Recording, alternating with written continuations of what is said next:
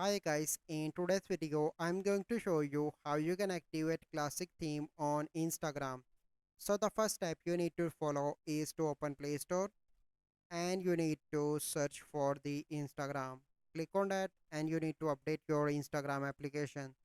So once you done that you need to go back and you simply need to open Instagram application. Once you open, click on the messenger icon on the top right and select any conversation.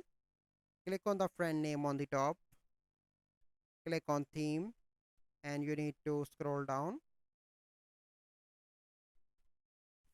and in the bottom you can see classic, so you simply need to select that and wait for few seconds, and now you can see that classic theme is activated for this conversation. So this is the process.